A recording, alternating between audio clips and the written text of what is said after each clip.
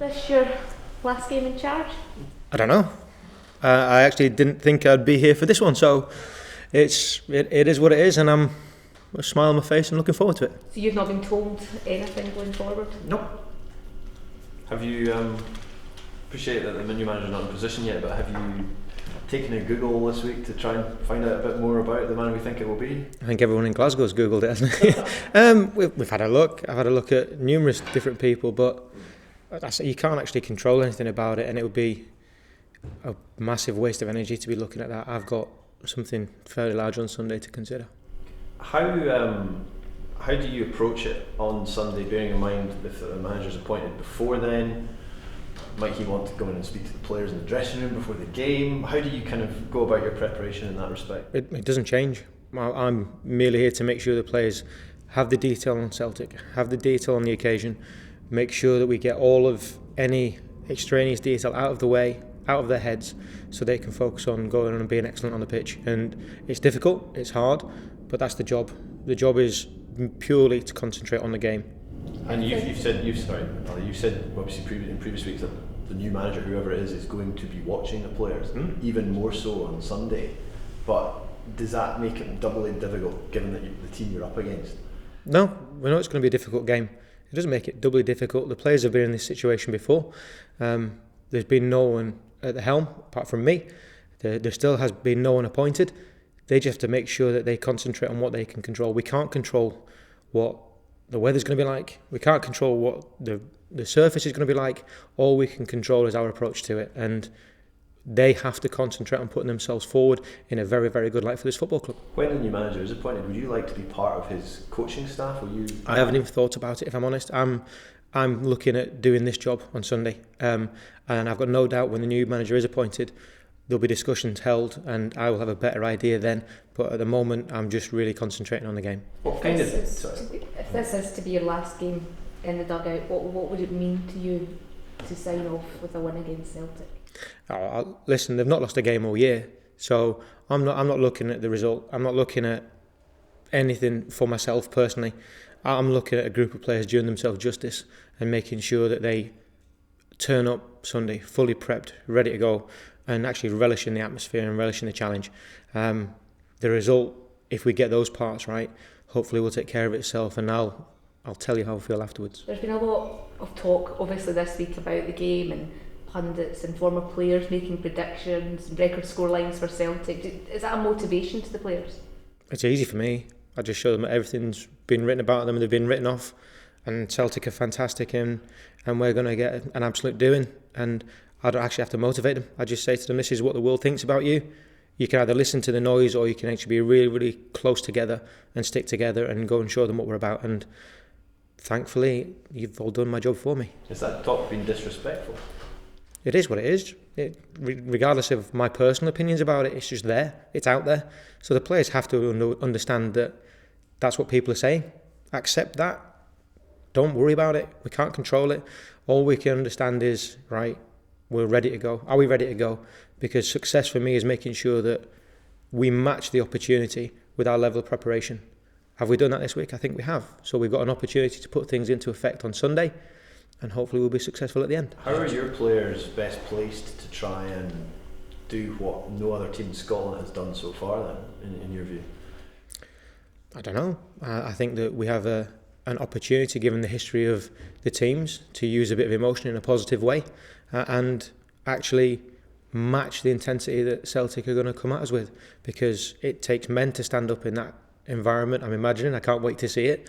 So we have to utilise that emotion in a really, really good way and not let it drown us. We have to stand up to it and say, great, this is actually going to make us better. And I think if we do it that way, I think we can actually have a positive outcome. Graeme, when you show the players what's been said and the predictions that are made, do you get a sense that they are fired up by that, just by their initial reaction to it as well? I think they're getting a little bit, they're not getting bored of it, but they're getting a little bit sick of it. So people on the outside, I spoke earlier about people not knowing the full details, not knowing the personalities within the group as well as we do, making predictions and making assertions about them. Should be very careful, because hopefully we can use that negativity and flip it around on them and come out of there with a real positive for the football club. And that's what I've said to the players. The players have taken it for so long and have accepted it. Fine. They've got a really good opportunity to do something about it on Sunday. I know when you first took over, you spoke about the prospect of going to Celtic Park in the dugout and being a bit daunted by it. How do you feel now, things that have developed over the past few weeks? If I'm honest, I didn't until yesterday consider that it would be me. So it's been the best way I can think to approach it, because I've not let it get too big. I've not let it dominate my thoughts for too long. I've got no doubt it will from now on, but the bit I'm going to try and use is to try and look at the players and see what they need, because I've got no doubt that we'll have a hard time. It'll be a hard game, but I have to put myself to the back of my mind, if that's possible, and look at them, because they've got a massive task. So I just trying to get everything that they need over to them and be as clear in my mind as I can be for them. And from the day you took over to now, how do you think they've developed and improved since then? I've just sat up in a debrief with them and asked them, and they think they have changed in many different ways. And I think that their intensity and their work this week has been at the best level I've seen it since I've been in the job, and I commend them for that. But I did say to them today, it counts for nothing if we don't translate that into performance on Sunday. So that's their challenge. Their challenge is to take all the good work that we've done and all the good work that's been done previously and make sure we go and put it into effect. How have you changed in that period? I think you'll have to talk to people who know me. I think I'm a bit more confident in dealing with mature athletes. I'm a bit more confident that they want to listen and they want to learn. I was always daunted by the fact that they are established in their role, and would they listen? Did they think I could add value? And I'm more confident in the fact that I can impact first team players now. Graeme, you said that you didn't really think about the fact that you'd be in the dugout until yesterday.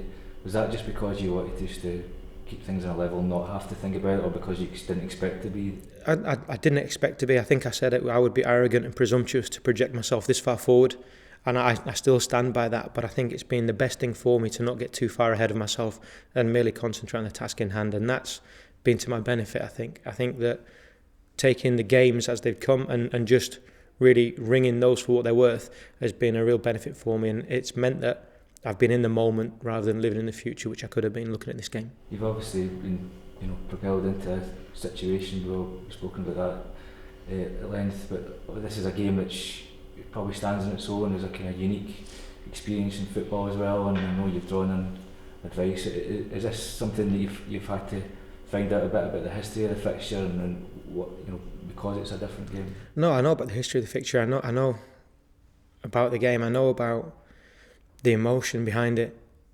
It's the experience of it that I'm looking forward to, and the growth that we can get as a team and as a football club, and personally that we can take from it. And I think that if we approach it as bravely as we have done in this week's work, I think it's there to be relished and enjoyed. And as much as I won't enjoy it on the sideline, because I'm not of that mindset, I think looking back on it after the event, I'll acknowledge it for it being a watershed moment in my career in terms of my development and where I want to go.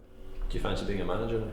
I don't know about that. I've enjoyed it. I've enjoyed the players. I've enjoyed working with the players, and I've enjoyed working towards a specific winning outcome every week rather than being development and looking over long-term issues. I've enjoyed the real focus that we've had to have with so many games so close to one another. So I've enjoyed that part of it. But as I said before, my true learning will come when I have a chance to reflect and talk this over with other people and get the real basis of learning in my head for what I do next. Did St Mirren last week provide a template for how you can beat Celtic, at least for the first hour? I meant to call Jack because I'm on a course with him, and I wanted to give him big compliments for the way they were organised, and I thought that Brendan was really respectful when he told Jack that they were really good, they were the best team, most organised team he's played against. I thought that was a real good way of doing it, but we have to go there and be us. Although we acknowledge what they've done, we acknowledge how difficult they made it for Celtic, we have to go there and pose them a different kind of challenge. No, Kieran, disappointed that didn't get rescinded? I was. I thought we'd had a good case. I thought we made some really valid points, and it got shut down in flames. So those are the breaks. You have to take them, and we move on. As I've said earlier, it's an opportunity for someone else to go and be great. Have you spoken to Mr. Caccini at all? Not yet. That's how you say it, is it? I believe so. I'm You not weren't even, on a course with him or anything? no, I'm not even going to try and pronounce that just yet.